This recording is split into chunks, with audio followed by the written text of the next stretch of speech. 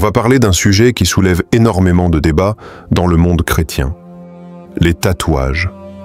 Oui, ces dessins, ces écritures ou ces symboles que les gens choisissent d'inscrire sur leur peau. Mais la grande question est simple. Est-ce que les tatouages sont bons pour un chrétien? Est-ce que Dieu approuve cela? Ou bien est-ce que c'est un choix qui va à l'encontre de notre foi? Je suis sûr que tu as déjà entendu plusieurs avis. Certains disent « c'est juste de l'art, il n'y a pas de mal ». D'autres affirment « c'est un péché, la Bible interdit ça ».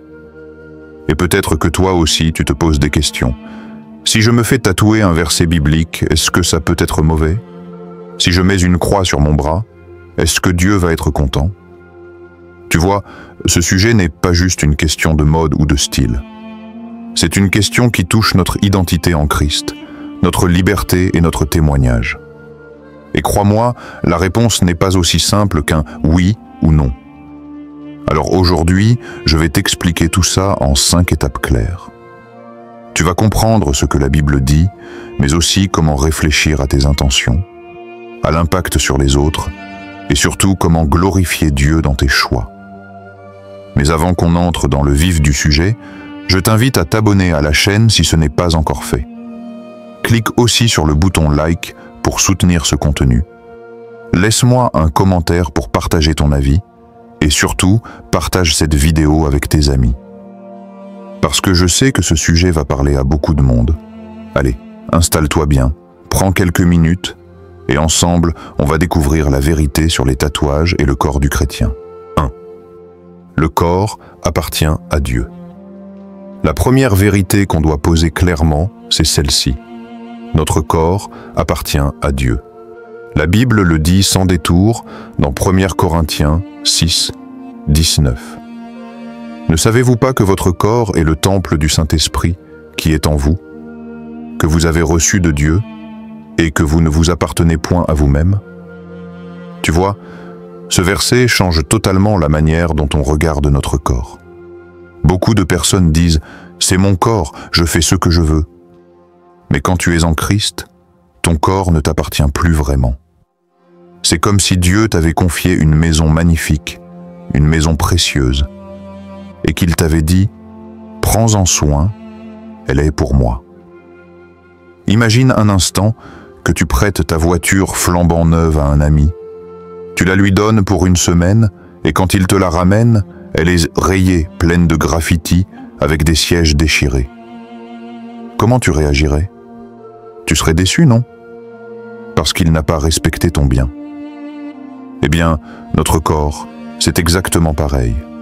Ce n'est pas juste à nous, c'est un prêt de Dieu, et il nous demande de l'honorer. Un autre exemple très simple, pense à une église. Tu n'iras pas graver ton nom sur les murs ou dessiner au marqueur sur l'autel, n'est-ce pas? Pourquoi? Parce que c'est un lieu sacré.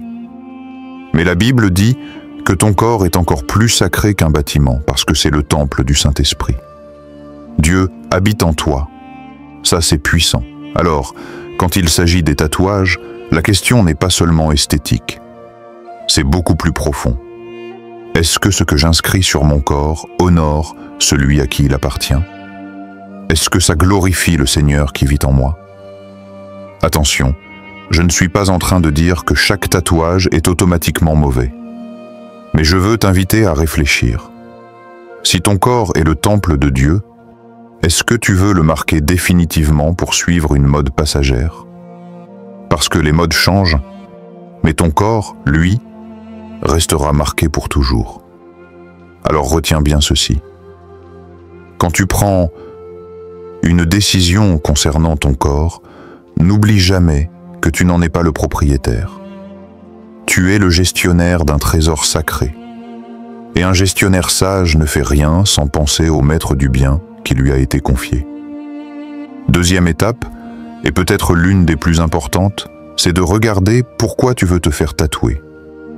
Parce que ce n'est pas le tatouage en lui-même qui définit si c'est bon ou mauvais, mais le cœur et l'intention derrière. Regarde, imagine 2 personnes. La première se fait tatouer un verset biblique sur le bras pour rappeler chaque jour l'amour de Dieu. La deuxième se fait tatouer le même verset, mais uniquement pour montrer aux autres qu'elle est cool ou spirituelle. Même dessin, même mot, mais deux intentions complètement différentes. Et Dieu regarde le cœur, pas seulement la peau. Un autre exemple concret.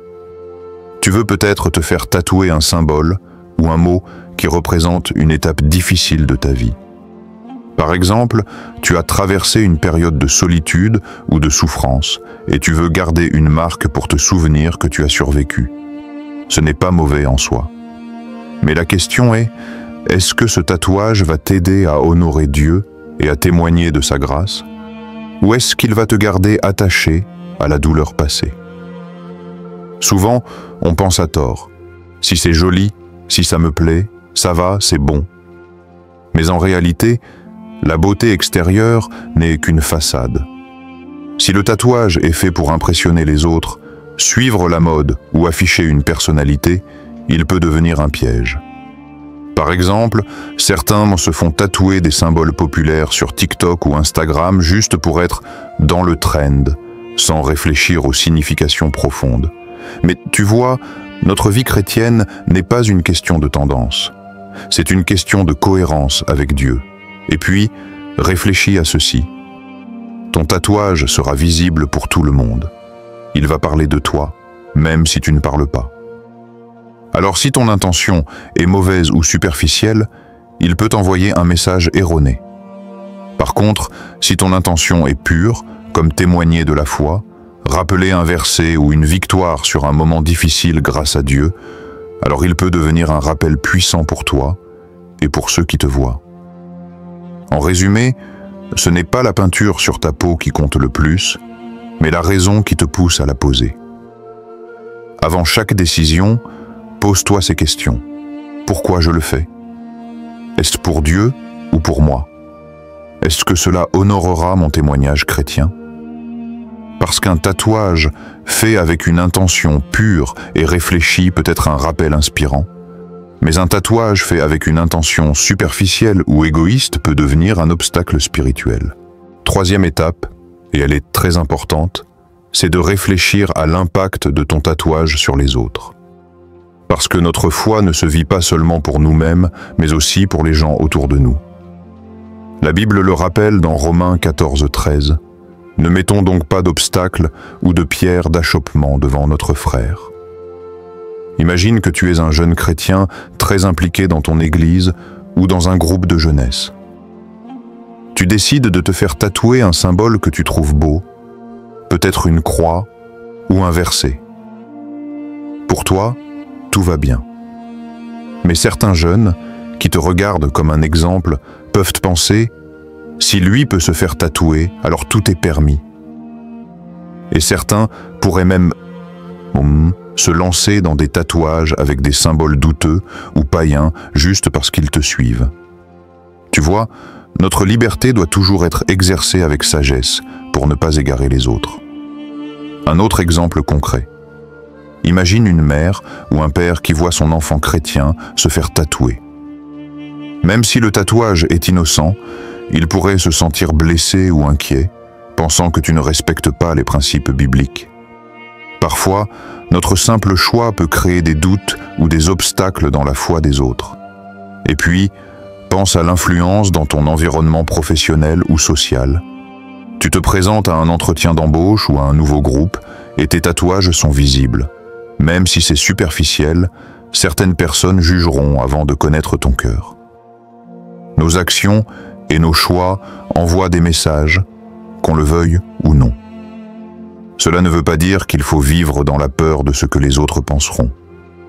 Mais il s'agit de discerner l'impact de nos actes sur ceux qui nous entourent.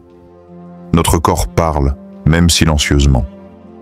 Chaque tatouage visible peut être perçu comme un témoignage, positif ou négatif. En résumé, avant de décider de te faire tatouer, demande-toi: mon choix peut-il influencer négativement mes frères et sœurs en Christ? Est-ce que cela pourrait créer un obstacle à leur foi ou à leur vision de Dieu?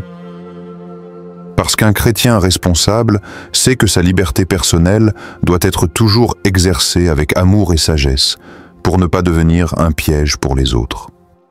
Notre vie chrétienne n'est pas seulement personnelle. Elle est un exemple vivant pour ceux qui nous entourent. Et chaque tatouage, chaque marque sur notre corps a le potentiel de parler, pour le meilleur ou pour le pire. Quatrième étape, et c'est très important, c'est de comprendre les racines spirituelles derrière les tatouages. Parce que tous les dessins, symboles ou signes que l'on choisit ne sont pas neutres. Certains ont des origines profondes, parfois liées à des pratiques païennes ou occultes, et c'est là que cela peut devenir dangereux pour un chrétien. Dans Lévitique 19, 28, Dieu dit clairement « Vous ne ferez point d'incision dans votre chair pour un mort, et vous ne ferez point de tatouage. Je suis le Seigneur. » À l'époque, les tatouages étaient souvent liés à des rituels idolâtres, à des pratiques occultes ou à des hommages aux morts. Cela n'a pas changé. Certains symboles populaires aujourd'hui peuvent encore porter ces significations, même si on ne les connaît pas toujours. Par exemple, prenons le cas d'un tatouage très tendance, le pentagramme. Beaucoup le trouvent esthétique, mais il a des origines spirituelles liées à l'occultisme. Ou encore certains symboles tribaux ou runiques qui semblent simplement décoratifs, mais qui étaient utilisés dans des cultes anciens. Sans le savoir, tu peux inscrire sur ton corps quelque chose qui a une signification spirituelle contraire à Dieu. Un autre exemple concret. Imagine que tu te fais tatouer une croix, mais à côté, tu ajoutes un symbole que tu trouves joli, mais qui vient d'un ancien culte ou d'une culture occulte. Même si ton cœur est pur, la racine spirituelle de ce symbole peut attirer une confusion ou brouiller ton témoignage. Ce n'est pas une question de jugement, mais de prudence et de discernement. Il est donc essentiel de se poser la question. D'où vient ce symbole? Quelle est son histoire? Que signifie-t-il réellement? Ne te fie pas seulement à l'esthétique. Dans notre foi, tout ce qui touche notre corps ou notre esprit doit être aligné avec Dieu. Enfin, un exemple simple de la vie quotidienne. Imagine que tu portes un bijou ou un pendentif sans connaître son origine. Avec le temps, tu découvres qu'il est lié à un rituel païen. Cela peut te surprendre, mais ton corps et ton esprit ont déjà été exposés à quelque chose qui n'honore pas Dieu. Avec les tatouages, c'est exactement pareil. En résumé, réfléchir aux racines spirituelles des tatouages, c'est protéger ton corps, ton esprit et ton témoignage. Un chrétien avisé choisit de marquer son corps uniquement avec ce qui édifie sa foi et glorifie Dieu et évite tout symbole ou dessin lié à des forces ou pratiques contraires à la lumière. Cinquième étape, et sans doute la plus importante pour conclure notre réflexion, c'est de comprendre la liberté que nous avons en Christ, mais surtout comment l'exercer avec sagesse. La Bible nous rappelle dans 1 Corinthiens 10, 23, « Tout m'est permis, mais tout n'est pas utile. Tout m'est permis, mais tout n'édifie pas. » Tu vois, en tant que chrétien, tu es libre. Tu n'es plus esclave des lois ou des traditions humaines. Mais cette liberté ne signifie pas que tu peux faire tout ce que tu veux sans réfléchir. La liberté en Christ est comme un pouvoir. Elle doit être utilisée pour le bien, pour la gloire de Dieu et pour édifier les autres. Pas pour satisfaire seulement nos envies ou suivre la mode. Prenons un exemple concret. Imagine que tu as gagné de l'argent et que tu as la liberté d'acheter ce que tu veux. Tu pourrais acheter un téléphone dernier cri, mais si tu sais que cet argent pourrait aider une personne dans le besoin, la vraie sagesse serait de choisir ce qui édifie et aide. Avec les tatouages, c'est pareil. Tu peux te faire tatouer, mais demande-toi, est-ce que ce choix glorifie Dieu? Est-ce que c'est utile pour ma foi ou pour celle des autres? Un autre exemple, tu veux te faire tatouer un verset biblique pour te rappeler de la fidélité de Dieu. Si ton intention est bonne et que cela t'aide à rester proche de Dieu, alors ce tatouage peut être une bénédiction pour toi. Mais si tu le fais juste pour impressionner tes amis, pour suivre la tendance ou montrer que tu es spirituel, alors même si c'est permis, ça n'édifie pas ton âme et peut nuire à ton témoignage. Pense aussi à l'impact sur ton entourage. Ta liberté en Christ ne doit jamais devenir un obstacle à la foi de quelqu'un d'autre. Par exemple, un jeune frère ou une jeune sœur pourrait se dire « Si je fais ça aussi, ça ne dérange pas Dieu ?» Si ton tatouage crée de la confusion ou du doute, alors il ne construit pas, il détruit. En résumé, la liberté en Christ n'est pas une excuse pour faire ce que tu veux sans réfléchir. C'est un privilège qui doit être exercé avec discernement, prudence et amour. Chaque décision concernant ton corps doit être prise en pensant à Dieu, à ton cœur et à l'influence que tu peux avoir sur les autres. La vraie question n'est pas seulement « puis-je me faire tatouer ?», mais « mon choix glorifie-t-il Dieu et renforce-t-il ma foi et celle des autres ?» Si la réponse est oui, alors ta liberté devient une bénédiction. Si la réponse est non, alors il vaut mieux attendre ou reconsidérer. Alors, après avoir parcouru toutes ces étapes, que retenir sur le sujet des tatouages chez le chrétien? La vérité, c'est que la question n'est pas simplement oui ou non. Ce qui compte vraiment, c'est ton cœur, tes intentions et l'impact de tes choix sur ta foi et sur les autres. Nous avons vu que ton corps appartient à Dieu. Il est le temple du Saint-Esprit. Chaque décision que tu prends concernant ton corps doit donc être guidée par le respect et l'amour pour celui qui habite en toi. Nous avons aussi parlé de l'importance de regarder tes intentions. Pourquoi veux-tu te faire tatouer?